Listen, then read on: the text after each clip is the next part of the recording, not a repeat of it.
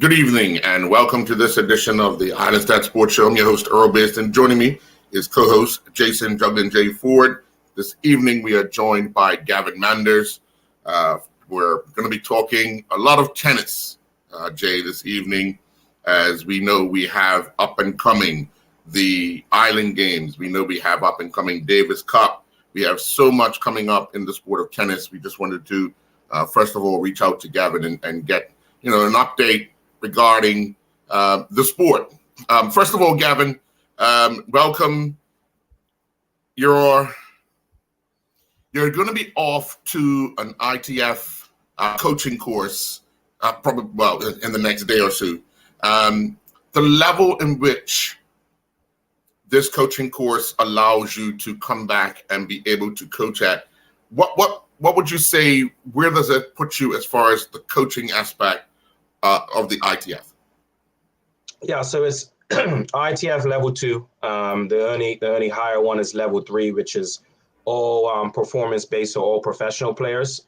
This is the coaching advanced players, so this pretty much takes you up to a professional on the lower tiers, like the future challengers, that type of thing, from the biomechanical standpoint, tactical, psychological. So this will make me the highest ITF certified coach on Island and one in the region. There's a few of us in the region. This is a scholarship from the International Olympic Solidarity, which is the first, actually, I believe, in sports in general, which I got from Mike Wolf today. So it's one of those things where the ITF put names through to the International Olympic Solidarity. From there, they, just pretty much go through it with their committee, and they choose names from around the world, and I was just one of the ones that was selected from our region to move forward. So I'll be going to Valencia, Spain tomorrow. I've already done the online portion and passed everything. So I've already done, in my opinion, the hardest part because, quite frankly, from a practical standpoint, I'm doing most of this on a daily basis. So I'm not too worried about that. Obviously, it'll be great to go out there, shadow. I'm going to be at the Pancho Alvarino Academy, which is a very high-level coach. The ITF does a lot of their coaching courses and a lot of their training out of there. And Spain's the best tennis in the world. There's nobody with as many top 100 players. They've been running things for a while. Obviously, bigger names that people know. You have the Rafa Nadals. Now you got the young Carlos Alcaraz. These guys. This is the mecca of tennis. So this is a great opportunity. Just thankful for the opportunity to be able to go there and just better myself. No, you say this will make you the highest ranked coach on the island. Saying that, where does that put us? If you're successful in passing, where does that put us as far as being able to have the more elite players train under you, or do they stay with their coach? How does this work? Well, that's going to be a case-by-case basis. To be quite frank, I train 85% of the national players already, so I don't think it's going to really make too much of a difference. And like I said, I do a lot of this. I've been doing a lot of this. I've trained Tariq up to the level where he is. I've coached overseas with high-level USTA players. For me personally, in my opinion, I think it's just a technicality for me in my next step in development for a piece of paper. I'm not saying that it doesn't hold just a whole bunch of other things, but from your question, I don't think it's going to make too much of a difference. I do think that it really opens a lot of doors for me to be, to go overseas. It really, this course, it also is equivalent within the US, where in the PTR, it automatically gives you certain qualifications. It's, in essence, it's like a master's of getting somebody to like low-end professionals. The next one would be level 3, which is like you are a professional coach that only coaches professionals. So great opportunity, going to take it for what it is, great experience. I don't think it will change a lot of things. I am next in line, me and Rick, with Davis Cup. I'm already kind of assistant coach, so progressions within there maybe, but I don't think that the course itself is going to be the reason that I step up. I think that would be more from an international standpoint if I want to make any moves. And just having it to help bolster kind of what I represent, but not too much. I'm kind of doing everything as it is. Yeah. Jay? Yeah, man. What just saying, Gavin, it's not surprising to me at all, because the person that I'm knowing you to be is always looking to strive and not only better yourself, but also bring the information back. And I'm thinking that's you mentioned about open doors. Yes. I'm thinking just people coming behind you, right? The people that's coming up under you. Now they see that if Gavin could do it, sometimes, that competitive spirit. If Gavin could do it, why can't I do it, right? And I think that's what's needed, because sometimes that's when we get to see where we are up against the world, when we do step outside off these 21 square miles and see where we are. When we get this information from different factories, as you would say, Spain is like a factory, right? They're just pushing out players at a high caliber. So to see where we are, to get this type of information in, and we see it in other sports, but to hear you speak about it in tennis, I'm loving the vibe that hopefully many more will follow your footsteps to reach where you are while trying to obtain next. So that's an interesting point. So just within the timings, there is another course that's opening up. For me, when I go out there, this is a good opportunity for me to network and figure out, like, outside of getting scholarships by the International Olympic Association, how can we, funds are here. Who do we need to talk to be able to get other coaches to this? I do know that the ITF is trying to organize one in the region soon in Trinidad. So I do know that we will be putting these type of things only require, like, maybe in the region, it might be a little easier for us to get one or two names in. My one was put forward outside of the region. So there was multiple names that were sent. I don't know what the names were. There wasn't many of them from Bermuda. We don't have a lot of ITF level ones. But yeah, my goal is to go out there and figure out, how do we get more people out there at the end of the day? How do we get these guys? Because if we have the resources here, which there are companies here that could be willing to help, we do have people. The sport is growing. You got a Tariq Simons. You got a lot of these pros. You got the Romar Douglases, the Lit Tennis, like a lot of people that have been doing good things. The Neils, Temple of Tennis. So this is a good opportunity to find out, how do we continue to better our education so that we're more efficient across the board, and it's not just one place building a lot or this place doing that. It just gives us an opportunity to be better as a whole. And it only, like, me helping others is only going to help me. You know what I mean? It's only going to help the game. And as you know from my past and coming on here, my goal is far beyond just myself. It's just figuring out, how do I get as far as possible and help as many people come. If I can build more people that are better than me, then I failed. Sam Mabry taught me, how to give back at a high level, my family as well. But Sam was a mentor coming up. I've had a role model like my father to push to help others. It's how do we continue to get better as a country, as a region, so that we can do more on the international stage. Sure. Well, the Island Games team was revealed yesterday. Looking at it, you have a mixture of young talent and mature talent. The likes of yourself, Tariq Simons, James Finnegan, Chris Weeks, David Thomas make up the men's team, and Shelby Medeiros and Victoria Stevens make up the female team. I want to ask, especially on the ladies' side, we have some up and coming young ladies who will probably, or who played in the Fed Cup team last year. Sure. Were they not available to take part in this as another stepping stone? So that is the plan for the future. But keep in mind that this Island Games thing has been something that me and Dave have been keeping abreast while all these other hats that we wear. The guys team was locked in, and we added that, kind of later by a little bit of interest from the ladies. Because we were paying our own way and because we were already so far in the process, it was very difficult for us to then go and then, create that pathway for them and figure out with their school and figure out. So to be honest, this year is kind of the year for us to transition into that next stage. We've done this on our own. So, it's kind of one of those things where obviously the men, you see those younger and older, the ladies are totally shifting to a transitional thing, but Shelby is kind of the leader of them on the Fed Cup. So she's getting that competition before she goes. But even with her, she has to like leave slightly early to make it. It was just a lot of logistics that didn't really make sense to add that on right now and to look at it for the future and make this something that, because, this is not on the BLTA calendar. This is not on a lot of the regional calendars because it's not an ITF and ATP event. But like I've said before, in my opinion, it's a flawed approach which is why we've kept it on.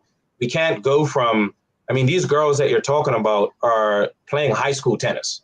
How do we go from high school tennis to just the next one? And it's not that the BLTA don't know what they're doing or anything of that sort. That's not what I'm saying. I'm just saying we as a country just look at and we skip a lot of steps within our pathways, which leaves a lot of athletes behind. And this is something that MTM and me and David have taken on ourselves. So the answer will be that is the future of it. But this was just a tricky thing to make it all happen. We're paying our own way just to make sure that we continue it so that they do have the opportunity to pass. Because remember, we had it in 2013. And then we weren't going to be even having teams after that. So, how do we take that energy and just let it drop off? So we've done our part to keep the energy. Now it's on us also to sit down with the powers that be, sit down with some corporations. Maybe someone that's out there listening right now will be willing to come on board for something like that. MTM's got the fundraiser for the Bermuda Day like we did for Dan to help raise some funds for the team. But we're going to keep it going and we're going to go out there and put our best foot forward. Yeah. Now, you talked about 2013, and we had that time Tyler Smith was playing. We came away with quite a few medals from that event, 2015 again. Looking at this team, and I'll go to the men now, we've been inactive for a little while, competition-wise. I know you guys have been training, but competition-wise. So how does this set us up for this competition if we haven't had any competition of the last, 2-3 months? It's a great question. For us, we create as much simulation stuff at the courts. We got Wayne Montgomery, Sam Butler, a lot of these, Neil Toast, a lot of these guys that we get out. Davis Cup is first this year. Normally it's the opposite. So even though Davis Cup is a more prestigious event, really we're kind of using that to be ready for that as well. The answer is we just do our best with what we have. Me and Jason were talking before we came on air, control the controllables. We're not going to sit here and try to be like, oh, well, we haven't really had much chance to go away. No, we're gonna simulate as much. We're going to put the pressure on us as much. We're going to play all sudden death, deuces. We're going to put sprints on the line. We're going to do whatever it takes.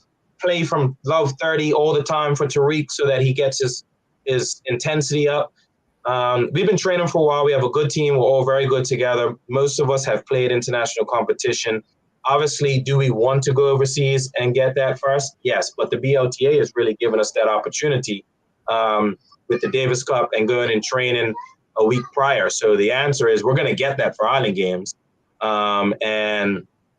It's my job as a leader. It's David's job as a assistant coach and veteran to have these guys ready.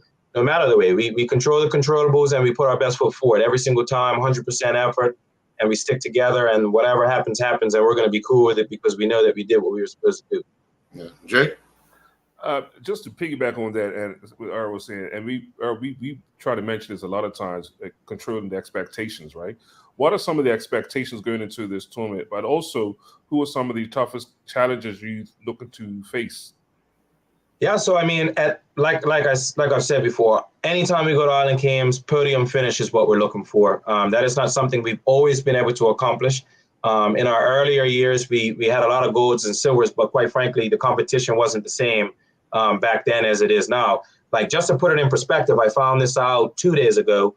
The number one player that's going to be at Island Games, ranking-wise, is 430 in the world.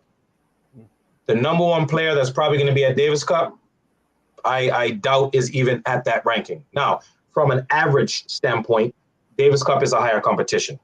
But my point is, the stiffest of stiff that comes are people that are training in France or England, and these guys are like top level. So we are looking to podium finish, but there are some people in there that, you know, you're looking where they are in the draw. Let's put it that way. And whether you play them or not, I've been in many matches where I was thought to be underdog and came through. That's why you always got to play the game. Stars beat St. David's this weekend, so most people didn't see that coming. So that's just a great example of sports. And that's it.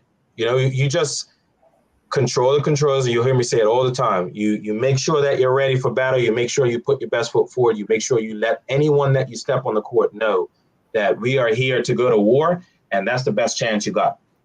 Well, we're going to take our first commercial break. When we come back, we'll have more with Gavin Manders. We're talking tennis. We'll be right back.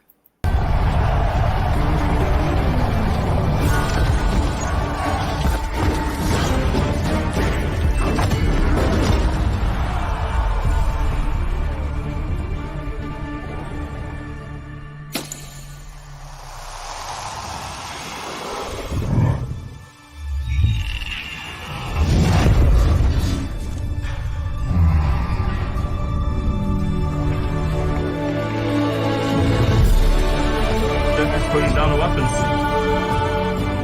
You seeing this?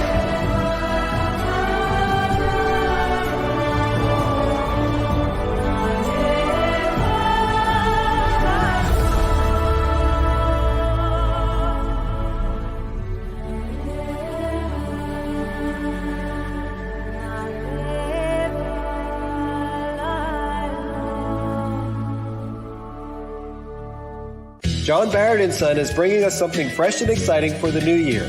Bai Antioxidant Infusion Beverage. Bai delivers the natural antioxidant benefits of the coffee fruit in glorious combination with a variety of exotic fruit flavors, with only 1 gram of sugar and 10 calories per bottle. The folks at Bai are inviting us on a world tour through these amazing flavors. Brasilia blueberry, Zambia Bing cherry, Costa Rica clementine, Malawi mango, Panama peach, Ipanema pomegranate, Kupang strawberry kiwi, and more. Lindo's, why go anyplace else?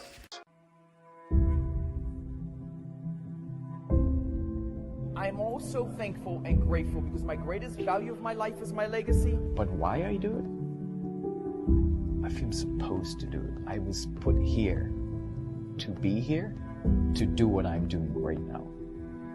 Once I see somebody moving, it's the greatest joy for me. There's a little person being born. I am thankful that people have given me the trust, for me to empower them, from my players to my family to friends.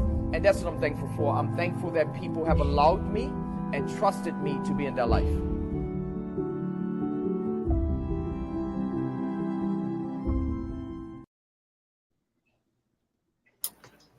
And welcome back. Well, Gavin, you've mentioned the Island Games. MTM is, and you have mentioned that you guys are looking to raise some funds to assist through MTM. What are you actually doing as far as fundraiser? So this one is a similar campaign to the last one. We have one relay team. If a couple of these injuries are cleared for Friday, but we have Tariq Simons running the whole thing. We have Shelby Medeiros running the whole thing, and we have our manager Damian Pitcher running the whole thing as well.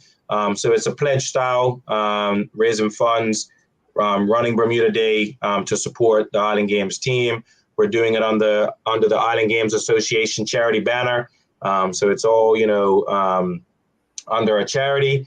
And that's really the extent of it. Last year, we had a lot more teams with the juniors coming out for DAM, but this year, just a lot of moving parts. So we're still going to be doing it, and we're still looking, up to obviously hit our target goal of 10,000. But at the end of the day, we're going to be running on the day. We're going to be getting ready for the games either way. And that's kind of where we're looking with that. Sure. No, well, you're going to be off the island, but how does the relay team look? Yeah, so I mean, James, he's still just figuring out something. He had something happen with his heel, so he's in pretty good shape. But we're gonna monitor it tomorrow. Obviously, we're training, 5 days a week. Ricky has the guys out heavy, and then they're with me as well. So it's kind of one of the things that the relay team were kind of figuring out. But no matter what, we got two guys, and and Shelby, who's running the whole thing. So they'll lead us.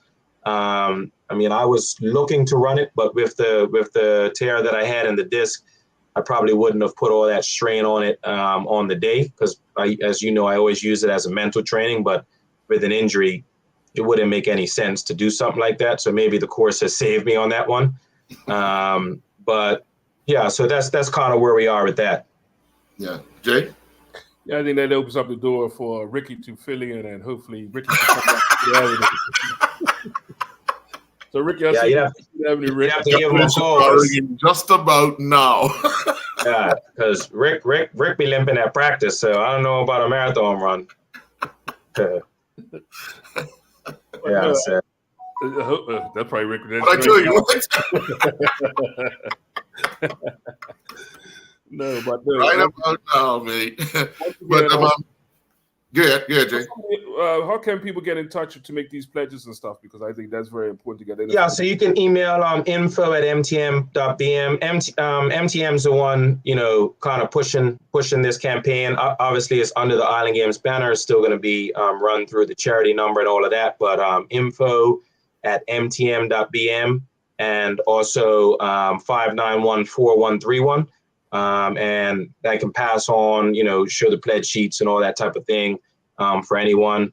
$1, or even just shouting out to guys when they're out there running, because this show is beautiful for the reasons of, like, we need to be promoting the positive vibes more in this country. I know that negativity sells. I know that how the media works, but Earl does such a good job of, he's been around forever, just making sure he's at every event, making sure people that are putting in the time, because people are like, they'll see someone win a tournament and think, oh yeah, well, he's just like from that family or this. No. The amount of time and energy. I mean, even the show, guys just don't show up at the time each week. There's a production. There's things that go into that. And I don't think that we honor our athletes as much as we need to. I know that there's other areas that don't, but sports really does change people's lives. Sports really does connect the community. You can see, the Marco, one of the best champions I've ever met. Definitely deepest condolences and love to his family. But you're truly seeing how much people like that matter, and we don't need to wait till they're passed to really let them know how important they are. How much they're appreciated. Because it happens too often. And even with our, a Ronald Davis who passed, we wait till is gone to really, let him know what he truly meant. And that's why you hear me for years, Earl, always talking about Sam Mabry, because of what he did for my life, mentioning my family and what I'm trying to, and I know I've done it before, but we need to be better at that. And I appreciate what you guys do, because yeah, man, it's touching me, because it's just very difficult to be in this so long, and some people don't get their dues, and it's not what we do it for, but it really does matter, and it really does help. So even a Tariq runner, I know that I'm ran May 24th, and people are cheering on the side, and they just say something, you think you don't really hear it, and it may drive me for the next 3 miles, but someone might see me in the street, and that might drive me for the next 6 months. I'm not saying that that's all that matters, but it truly does make a big difference, and we need to do better at that as a whole, as a community, and as a country. Sure. Earl, not to go too far off schedule, Earl, but it's something that it came to mind with Gavin speaking just now. We spoke about it many times before, but I want to get Gavin's input on it. So now, you mentioned about us as a country not really doing the due diligence of honoring our local athletes or present athletes, and even past athletes. And we've mentioned many times of having a Hall of Fame, right? Okay, Gavin, where's your tennis record that you won some of those medals, or something that I could bring some school kids in to see some of the memorabilia? Would you be, obviously you'd be in agreement with it, but to have a place where we can actually take kids or family members to see some of the memorabilia or some old footage, because nowadays you can go to a kiosk in these Hall of Fames and you can probably see the match or whatever, right? What would you think of something like that here on our island? In my opinion, is mandatory. It's something that truly can, it's priceless because of the generations of people that it would touch. It's not just about the people being honored. It's people understanding the history. Like, that's what Sam gave me. Like, that's when I truly started to understand, because, I'm young coming up. Like, we're arrogant, we're confident, which helps you be good at your sport. But like, you truly need to know the history so that you can be more humble within your vibes. You can understand how you got there, which will help you move faster within your craft, right? Understanding how they did it, learning from their mistakes, learning which pathway is more effective for yourself. So in my opinion, if I ever became an MP or something, it's a mandatory thing that's needed for us because of just what it represents. It's not just like somebody getting recognition. It's maybe 1,000 children seeing something that can inspire them to be better people. And we really, really miss the whole, and it's in the world, like with sports and what it can really do for like our community. We know how many issues we have, and I'm not saying that's going to fix it all. I'm saying if we have positive things going, why are we not using them as outlets? Why are we not using them as vehicles? Why are we not using them as places like this, concrete places where we can go and see greatness and positivity, instead of it always being, whatever, like negative stuff, or we only go and see people when they're passed at a site, or whatever the case may be. We need to have this because it's going to inspire the next generation. So from my perspective, I don't even know how we don't have it, and I know that it requires a lot of things. I don't even know who spoke on it. I'm not political or anything like that, but I will say this. We have enough greatness and inspirational people to change 10% just by doing that. Just having a place for young people to go and see positivity, guaranteed. And I know we were talking about specs and numbers. You want to put a little tracker in that building and see how many people come in there when you have the schools, as that being something they can go to every single year, at least once. You're talking about at least 10,000 people minimum seeing that and being inspired by that every year. By probably beats that by a landslide too. Well, youth and sports slogan is sports. Well, the government's slogan now is sports matters. So if sports does matter, put your money where your mouth is. I'm with you. Yeah. I'm with you. Yeah. Let's touch a bit on, because you said the Davis Cup team is first, and it usually doesn't happen. But let's touch a little bit on that. The team has yet to be announced, but obviously the group of you guys, because you got a group going to the Island Games, not necessarily will that be the same group that will go to the Davis Cup, but how is that team shaping up? Yeah, pretty good. I mean, obviously we've got a couple little nicked up injuries, but anyone that knows sports, that's just a normal thing that happens with the flow. Obviously we went undefeated last year. We still have Ricky as the coach. So we're all a very close-knit team. Daniel Phillips has also put his name forward, whether he gets chosen. I would assume because of his accolades out there, that he may be a part of that. But obviously, I'm pretty sure that should come out tomorrow and how all that works officially. But look, we got a young team. I'm the only old guy on the team. And I'm there to help lead these guys, keep the energy correct, help Rick with the harmony.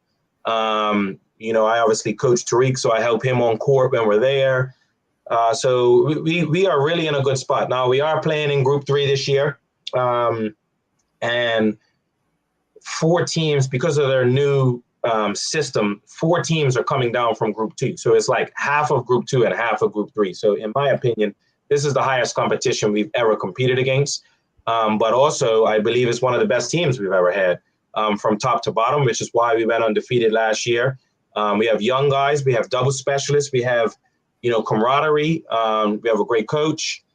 We have me to help, bridge any gaps and see any cracks. This is my 15th year. So we're ready, and for me, I have to nurse this thing and figure out exactly where I'm going to be, but I'll be there to make sure and help Rick lead this, keep the ship calm through, because this is real battlefield. There's no team we're going to go out there. If we don't play at 100% as a unit, it's an L. We can play at 100% and still lose, really. So, there's no room for error. Yeah, I was just going to say, now that you've moved up to this next group, the challenge of, the next step challenge, because you went undefeated last year, you got promoted. Now there's a new challenge of staying in that division. Have you guys identified who the teams you're going to target, other than trying to beat everyone, but who's the teams you're going to target to try and ensure that you stay up? Yeah, so not necessarily targeting any teams of who we want, but an understanding of what it takes to accomplish our goals. So we've never stayed up when we've moved up. So we have an opportunity to make history. That is always something that you want to put first. We're not going to go there and be like, all right, well, first time, we've been up here in quite a while. Let's just go there and we're going to win it. No. But step by step, we know that there's going to be a group of 5 and a group of 4.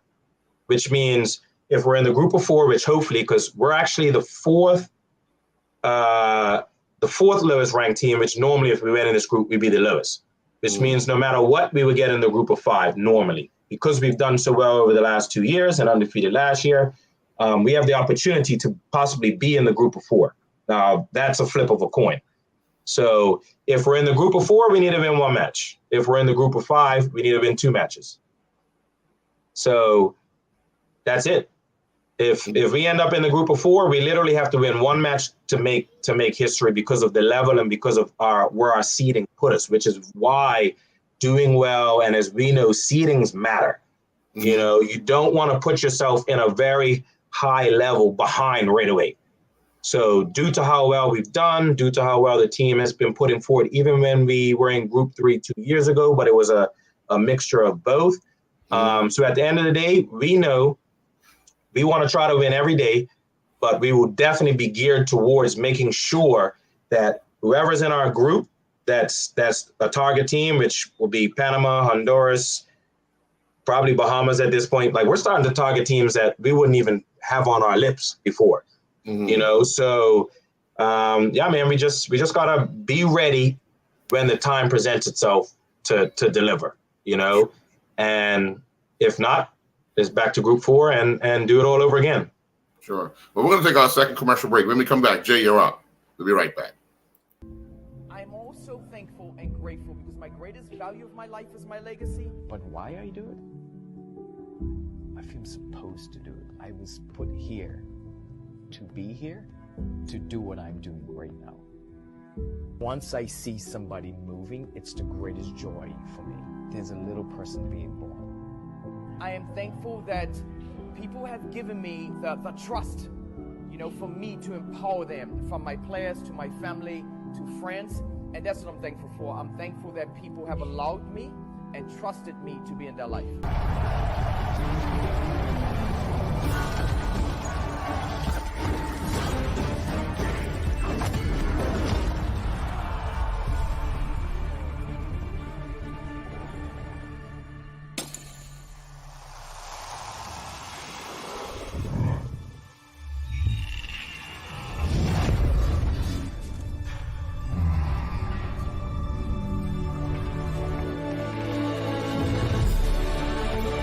Putting down the weapons. You seeing this?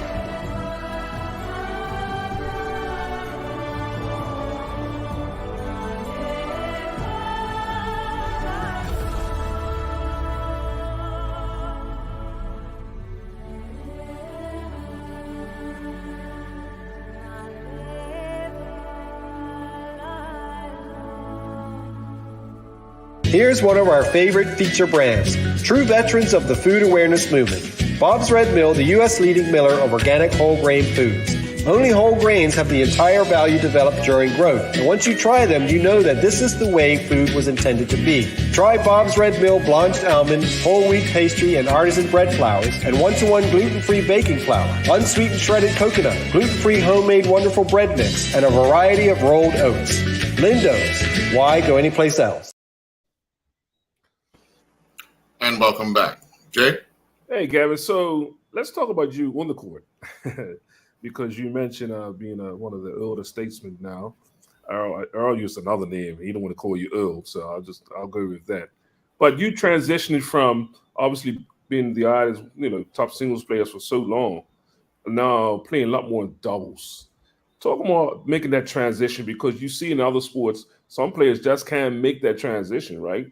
Obviously, when playing singles for so long, and then now you got to depend on somebody else. What has it been like for you to make that transition into playing more doubles than singles? New life. I mean, it's very hard to stay at the top. I did it for a long time. I really did hit a spot last year. I don't know if I've ever spoke about it on air, but like where it was getting to the point where like, what was next and what am I going to do? And don't get me wrong, like I was still really the captain within the team, but I got a lot going on in my life. And, I spoke with the team. Like, I'm transparent. This is what I always am as a leader. I'm like, look, this is where I am. This is kind of, like, do you guys think I should just lay it down and start helping with the coaching? And all of them echoed like, listen, no, like we need you out there. We really want to have you, with us. Obviously my doubles partner, James Finnegan, even the younger guys, me and Rick had spoke before we left. And yeah, I mean, once I went out, I was obviously already kind of making the transition. I had to release the ego, which is something that's a big part of my my development as a person in general. Like Earl knows, I'm big into the meditations, plant-based. I do a lot of earth and all sorts of stuff. Some people call me whatever, but I don't really care. It's really kept me going, and being able to take my ego out of it just allowed me, like, I'm loving playing tennis again, and it wasn't like that for a few years. It's not like I didn't still love the game, but like to stay at the top, the training it takes, the injury, the recovery, as well as just all the other stuff I was doing. I mean, Earl's seen me in like thousands of battles. It never gets easier. Everyone's like, oh, he's just won another tournament. It just doesn't happen like that. So the truth is, gave me life. And you guys can still hear me? Okay, there we go. It was more about me becoming a better person that allowed me to like move into that role quickly. And now, like, I went undefeated last year in my 14th year. That hasn't happened since it's only one other time, and that was singles. So the answer would be just maturity, just new life, and removing the ego, and knowing that 1 point, doubles is 1 point, singles is 1 point. It's the same thing. It's just before I played both. And I believe in my young guys. I believe in Trey. I believe in Tariq. I believe in, Daniel, now that he's going to come on board, if he is chosen. And yeah, man, just play my role. I still get to be a part of something beautiful. I still get to travel the world. I still get to show my kids what I have. I still get to build on my legacy with my name. So doubles is gave me new life and taught me how to be, a better person overall. You mentioned two players just now, and I hate to say this here, but I don't hate to say this here. Earl's been covering these two players since I swear since they were birth, But from a coach, because obviously you've been around these two players the whole life, what does Bermuda really needs to know about Trey, Mallory, and young Phillips? They're the future. Actually, they're the present and the future. Those two, and Tariq included, have the ability to take Bermuda to places that it's never been. Trey obviously has a great support system in his family. Daniel has a great support system in his mom. And obviously anyone else within Bermuda that's helped them. But like, to put it in perspective, Daniel is 200 and something in the world right now, and he's not even just focused on junior. He's playing professional tennis and adult. Trey Mallory is playing Division I tennis, very high level Division I tennis, and training on a regular basis. We went undefeated in Davis Cup, in early in their Davis Cup career. Obviously, it takes a lot to stay there. But we have two good kids, two good role models that have their head on right. And if given more resources, could carry Bermuda tennis to places we've never been. shatter all my records, which is the plan, which is why I'm staying on as long as possible. I'm only one win away from the overall. I already have the singles all-time record. Trey is already 1/3 of the way there, and he's 21. So yeah, it's a great time for me in tennis. They give me energy to stay there, and the truth is, they are some of the brightest stars we have in sports, because they, we have higher athletes in other sports and but they have the opportunity to make a difference as well, because they're still really heavily ingrained on the island.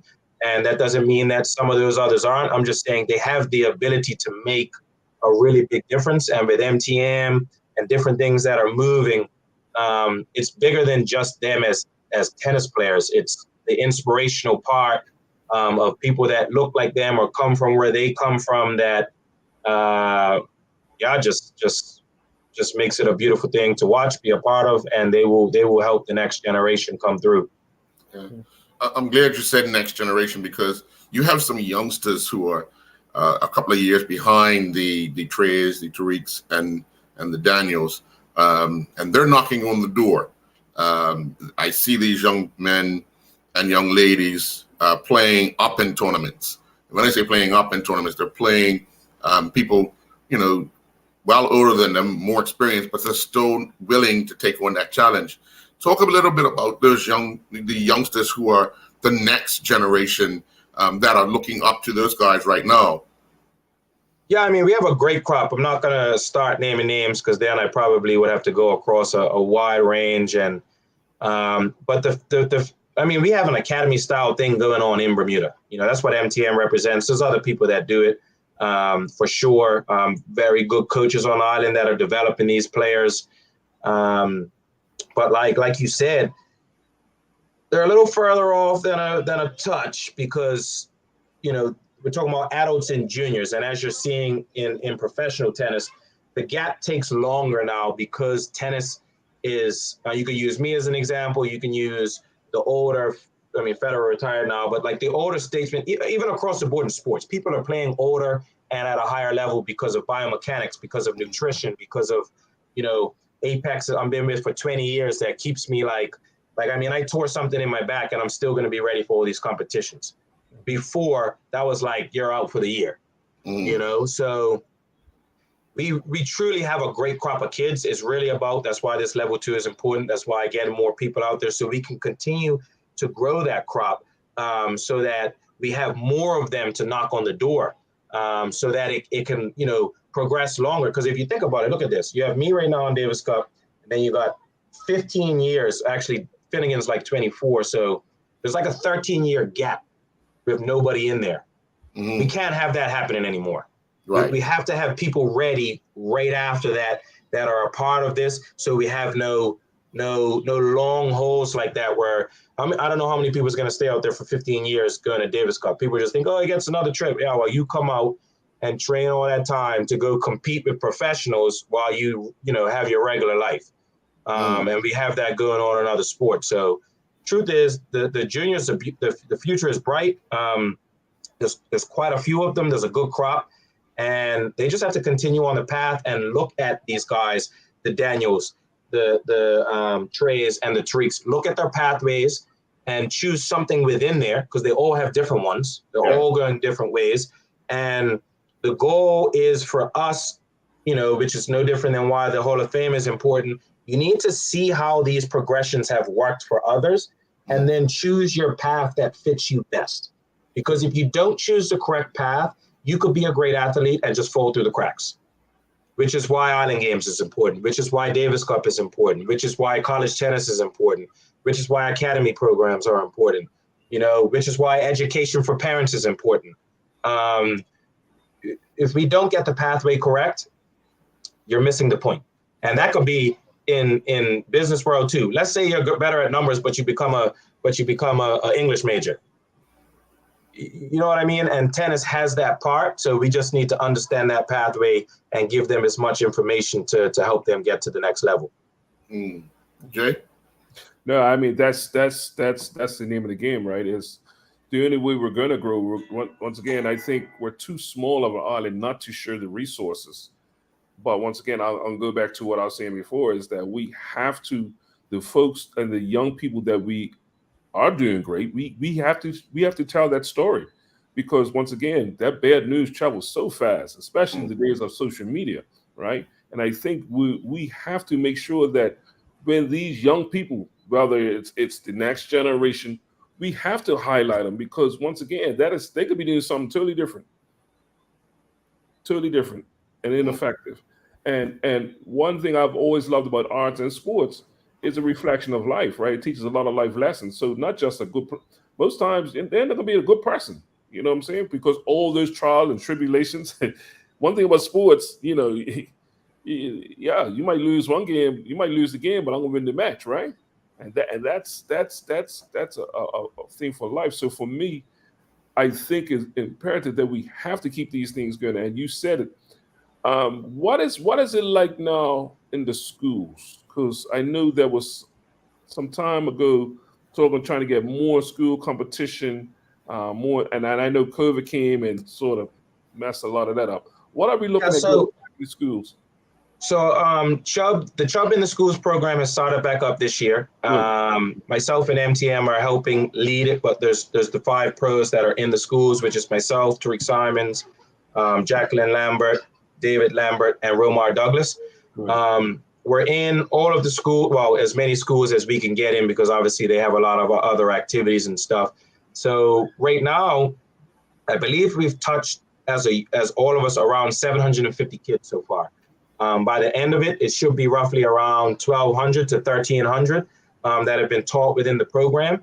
And the goal for me is to look at the program and see how we can touch more children, get them the opportunity to see tennis, even just as an option, not just as a sport, but just as an activity of health and wellness.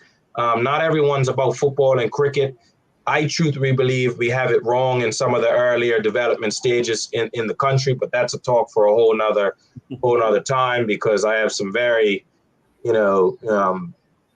strong opinions within that. So I do believe there's room for us to come in and use tennis as another positive outlet. And it shouldn't just be for people that can afford it. It shouldn't just be for elite families. Economics shouldn't be the biggest reason why they can't get it. And Chubb and the in the Schools program has, been a good part of that. And MTM is going to look to in the future, which I'm sure I'll be on here talking about some of the next steps that we'll be doing now that, Fairmont's kind of coming towards its end. But we're back in the schools. And I mean, quite honestly, Earl, I hope I haven't spoke to you, but I hope that you could come down on June 8th. We're putting together an end of year primary tournament, and we're going to have roughly between 220 to 250 kids down there for a tennis event and truly show what we can do from a Red Bull festival type vibe, just like some of the other sports do. We haven't seen this type of number of kids playing tennis. So it's going to really be a beautiful sight, and would love to have you down there, for you to see it. Yeah. But we're going to take our final commercial break. When we come back, we'll talk more about, especially about the schools, because it's a way to get interest from a young age. We'll be right back. It seems everyone knows someone who's lactose intolerant or just avoiding dairy products. And fortunately, there's a growing array of delicious and nutritious alternatives. Pacific Natural Foods have been doing things their own way simply and sustainably for over a quarter century, making non-dairy beverages with the finest possible ingredients right down to the packaging. Try Pacific Natural Original and Vanilla Hemp Milk and Almond Original Plant-Based Beverage, all sweetened or unsweetened, and low-sodium organic vegetable or chicken broth. Lindo's, why go anyplace else? I'm also thankful and grateful because my greatest value of my life is my legacy. But why I do it?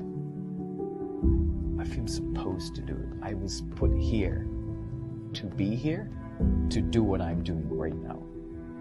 Once I see somebody moving, it's the greatest joy for me. There's a little person being born. I am thankful that people have given me the trust, for me to empower them, from my players to my family to friends, and that's what I'm thankful for.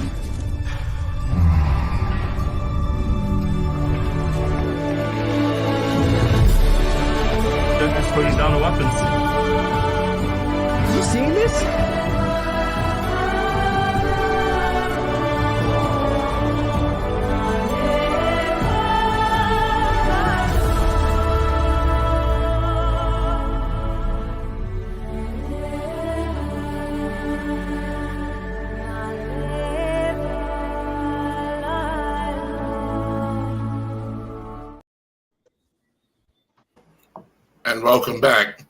Just before we went to commercial break, Gavin, you were talking about the Red Bull tennis with the schools. Some years ago that was done, and obviously COVID had put it off. But a few years ago when that was done, did you see an uptake of young people trying out the sport after that event? So yes, but I think the next step is in more effectiveness within the next step in the pathway. And that is, give you an example. A lot of pros, including myself, we started to give out opportunities because that's where we can target some kids and see and be like, listen, we run this program at this time. Come on down, try it out. First term's free on us. But that doesn't mean they can get there. That doesn't mean they may have a parent that works 2 jobs. It may be a single parent. It may be a logistical thing. So I think, the next step, at least in my opinion, is to figure out how do we make that next step more effective? How do we figure out ways that we can get them? Like we may have to come up with, I know that MTM is looking to get a van, moving forward where we can get people to help transportation wise. We're going to go to corporations so that we can start to have some type of system in place. They do this in Boston at the Sportsman's Tennis and Enrichment Center where I work. So, it's using some of that and bringing it to Bermuda where we can start to get transportation for kids to get to certain facilities. I know it's a dreamish type thing, but everything in life that we've ever seen that's been done great has started with someone willing to put some elbow grease into some creativity.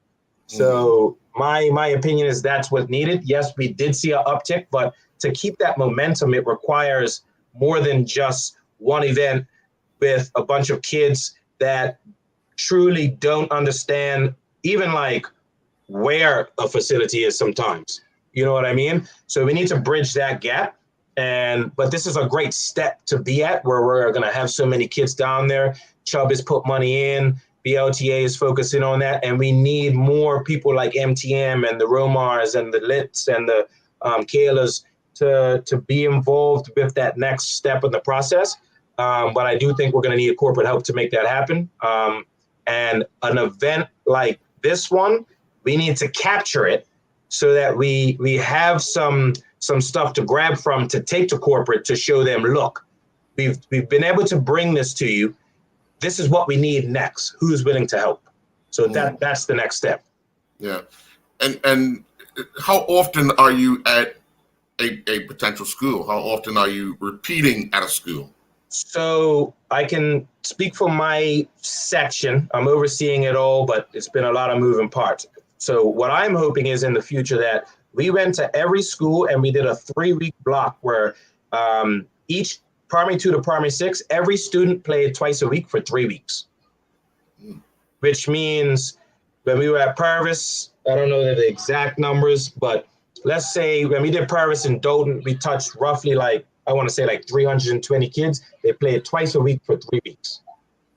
Now to do that across the island, we would have to take that to scale. But that is my goal for the future, that the tennis should be played as a curriculum. It should be in the curriculum, first of all. And then we should have pros that go in and be able to help that so that we can have that next step for the pathway, just because it's not a simple skill to teach and it's not a simple sport to get to and have money for it. So it requires more expertise and more attention from a financial standpoint as well. Jay? I mean, I love the idea, and I'm thinking even you mentioned pros, but also utilizing your young stars, your young budding stars, right? Because one thing about kids, they for some reason they react to people closer to their age than anything, right? 100%. So to you, and that also brings some responsibility to those rising stars, knowing that they're not only playing for themselves, but they're playing for the people who are looking up to them. And that is something that we've been crying this out for all our national players in all sports, is to make the way to the school, to make the way to the grassroots, because those are the ones who are looking up to them, right? And use that momentum when they are successful in overseas. They use that momentum But instead of just a parade coming back, use that momentum to get them into parade them in all the schools. Sure.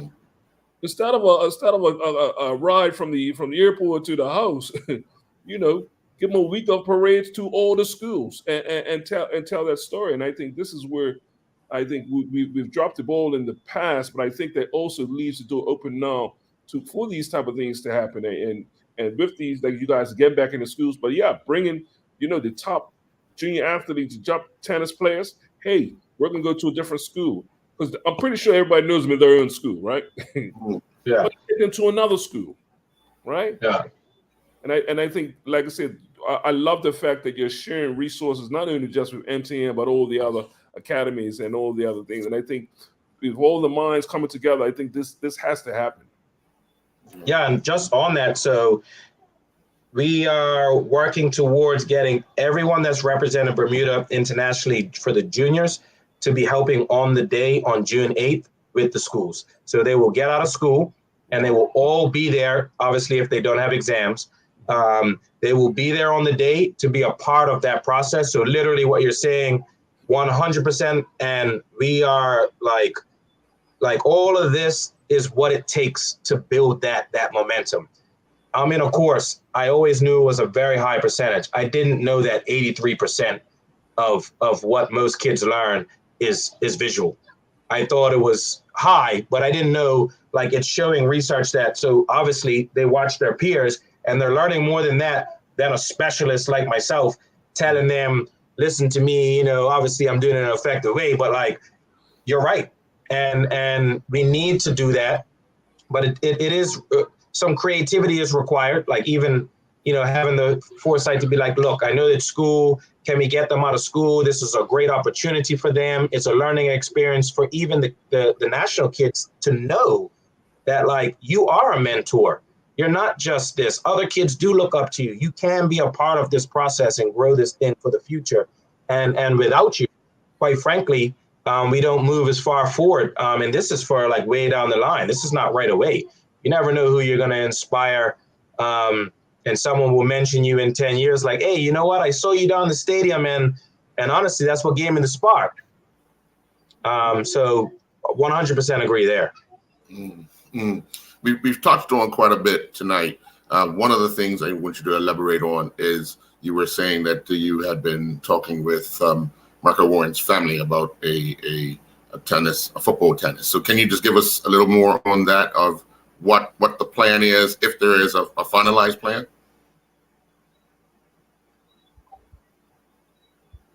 Did you hear me? Sorry, you guys can hear me? Yeah, we can hear you. Yep, I heard you there. We're just talking. Marco is obviously such a great champion. I know the family very well. He used to come up and play football, tennis, because his whole family used to come up and play with Mabry when Mabry was my mentor. So I'd be there. And quite frankly, they're part of the reason that I was the champion as long as I was, because I was playing football, tennis for 6 hours straight, you know, against some of the best footballers, getting my fitness. So I just reached out because, just enough love to them, and I can't imagine what they're going through. And I believe that everything can bring some positivity. And you've seen the outpour that, you know, has come from Marco and how many people that he's touched and how much he really means. So it's probably going to be the last event that MTM ever does at Fairmont. I couldn't see any other way.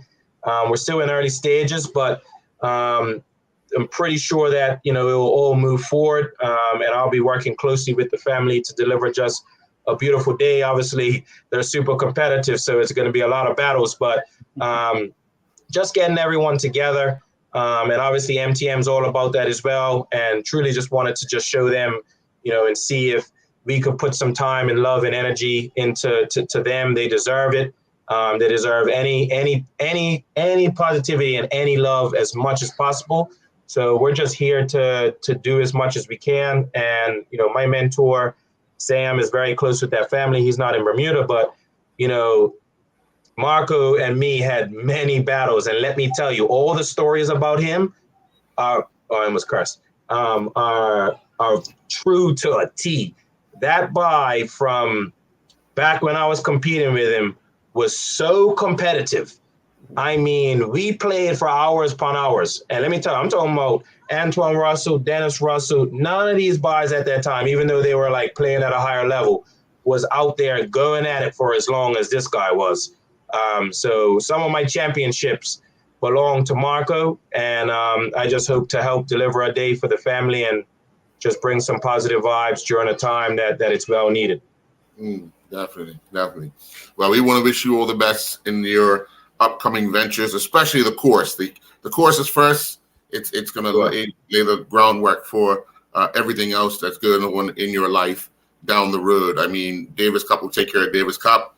Island Games will take care of Island Games. But if we can get you that over that hurdle of getting that certificate of being a higher level coach, then the island benefits as a not only yourself but the island benefits, because now the young people have another opportunity to gain more knowledge, because obviously you gain the knowledge and then you're able to pass it on.